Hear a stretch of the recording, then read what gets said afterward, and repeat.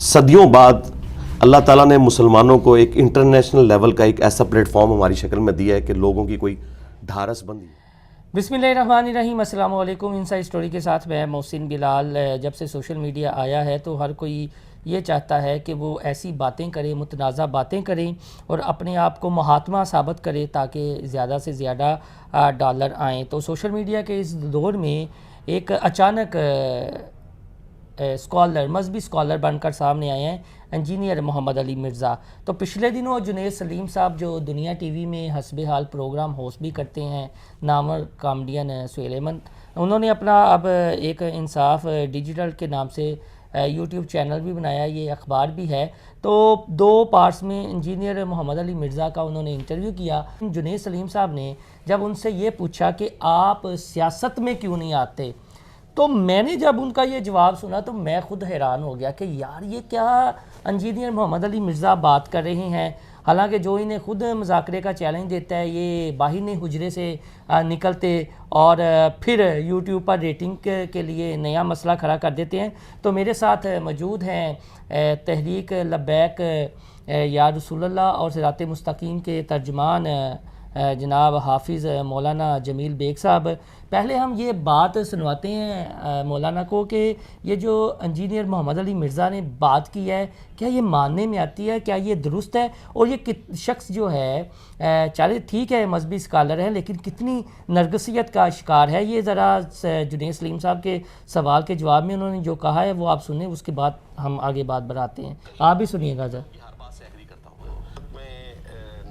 کا فیصلہ ہے یا اتنا محتاط رویہ ہے, اس کی وجہ یہ نہیں ہے کہ میری کمائی ہوئی عزت نہ چلی جائے, نہیں ہے. اس کی وجہ یہ ہے کہ میں پھر آپ مجھ سے ننگی بات سننا چاہتے ہیں. وہ ڈاکٹر اسرار صاحب بھی لفظ استعمال کرتے تھے, ڈاکٹر اسرار کے کندھے پہ بات. تو میں بھی وہ اپنے استاد کی سنت پہ عمل کرتے ہوئے, تو ننگا فلسفہ یہ ہے کہ جی پاکستان کی جو پولیٹکس جس قسم کی ہے نا جی, اس میں میں ہی نہیں چاہتا کہ صدیوں بعد اللہ تعالیٰ نے مسلمانوں کو یہ پوائنٹ سننے والا ہے, ایسا پلیٹ فارم ہماری شکل میں دیا صدیوں بعد ڈھارس بندی ہے کہ مسلمان دوبارہ اپنے پاؤں پہ کھڑے ہو سکتے ہیں, اپنے دین کو لرن کر سکتے ہیں, اسلام کی نشت ثانیہ ہو سکتی ہے, فرقہ واریت کا خاتمہ ہو سکتا ہے. تو اب ان میں پھر دوبارہ سے کوئی مایوسی پھیل جائے, کیونکہ جب پالیٹکس ہوگی نا, تو پالیٹکس میں جب آپ انوالو ہوتے ہیں نا, تو آپ کے جو مخالفین ہیں نا وہ ایسے ہیں کہ وہ آپ کے اوپر ایسے کلیمز لگائیں گے, اور پھر وہ مخالفین ایسے بھی ہوں گے کہ جن کے ہاتھ میں بندوق ہوگی, ریسورسز ہوں گے, وہ جو بھی بات کریں گے, کوئی بھی کسی کے اوپر کیس بنا دے, بیٹھے بٹھائے میرے اربوں کے اثاثے نکال لے, تو میں کیا کروں گا, حالانکہ میں تو کھلی کتاب ہوں سب کے سامنے. تو اس لیے میں نہیں چاہتا کہ اس کی وجہ سے کسی کی آخرت برباد ہو جائے, چونکہ میرے ساتھ لوگوں کی آخرت جڑ گئی ہے, پاکستانیوں کی برباد ہوئی ہوئی ہے, آخرت تو بچ جائے. یعنی دنیا پاکستانیوں کی برباد ہو گئی ہے, آخرت بچ جائے. خود فتوے لگا رہے ہیں, خود ہر کسی کو لگا رہے ہیں. اور جو سوال کیا جنید صاحب نے کہ آپ کیوں نہیں آ رہے سیاست میں, تو انہوں نے آگے جو دلیل دی ہے, جو لاجک پیش کی ہے کہ صدیوں بعد ہماری صورت میں ایک ایسا ملا ہے, پلیٹ فارم ملا ہے کہ لوگوں کی آخرت جڑ گئی ہے. اور حضرت آپ کیا کہیں گے یہ جو ہے کہ واقعی یہ صدیوں بعد ایک دیداور پیدا ہو گیا پاکستان میں؟ بسم اللہ الرحمن الرحیم. محسن بھائی شکریہ, آپ نے مجھے اس موضوع پہ بولنے کے لیے موقع دیا. یہ اصل میں نا ایک ایسا فتنہ ملک پاکستان میں رونما ہوا ہے کہ جس کا مشن ہی اسلاف کی حرزہ سرائی کرنا ہے, جس کا کام ہی اکابرین ملت کے خلاف جو ہے نا اس نے زبان درازی کرنی ہے.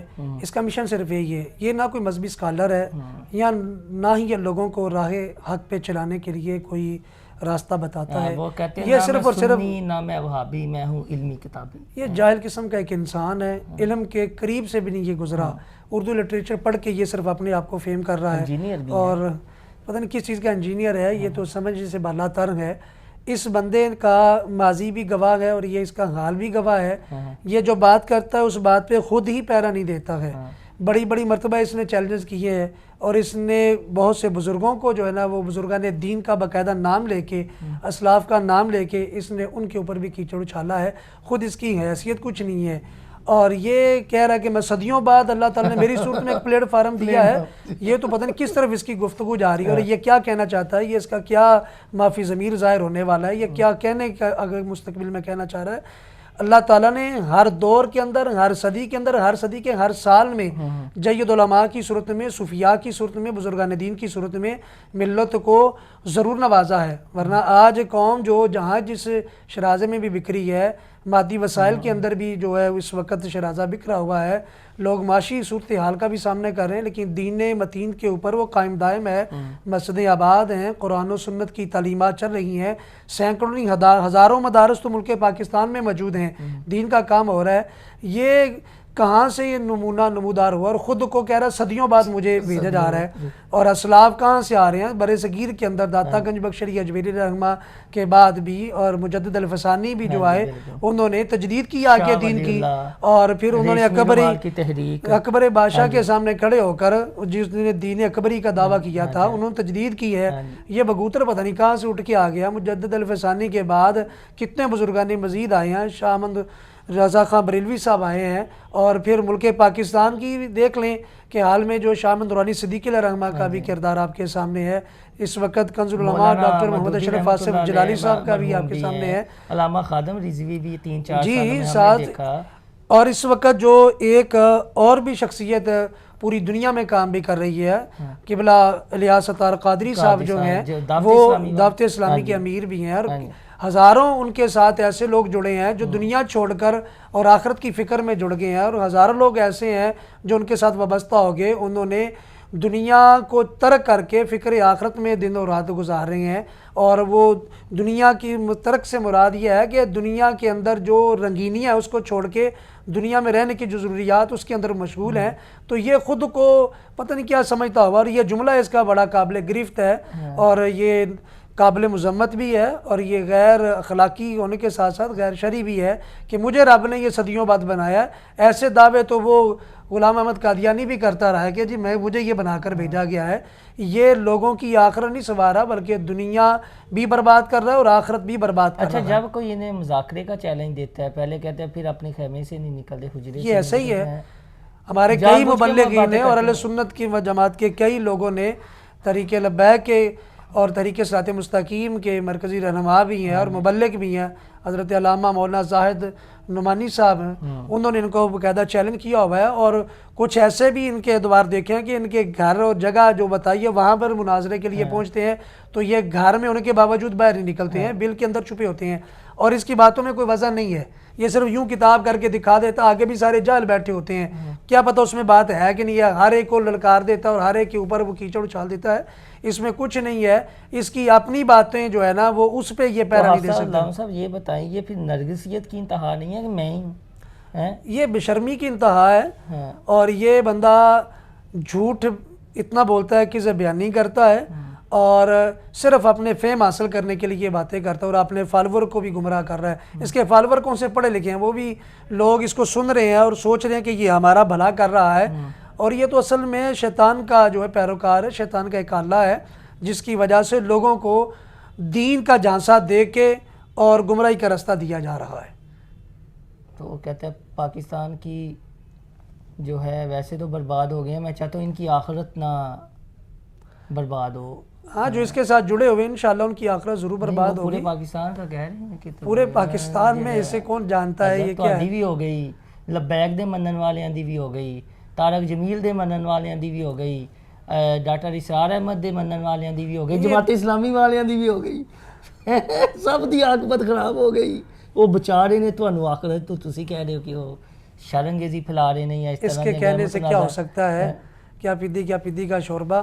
یہ بندہ بس نہ مفلوج ذہن کا بندہ ہے، عقل اس کی ٹھکانے پہ نہیں ہے، اور اسے دین کا بھی کوئی پتہ نہیں ہے. بس 4 کتابیں رٹی رٹائی ہیں اور وہی ہے.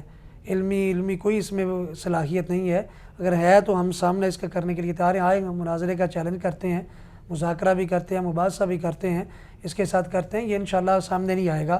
اسی جملے کے اوپر آئے کہ مجھے صدیوں بعد میرا پلیٹ فارم دیا ہے پاکستان کو اور میں آخرت بچانے آ رہا ہوں. اس پر میں چیلنج کرتا ہوں یہ آئے اور اس کو ثابت کرے یہ کیسے ہے.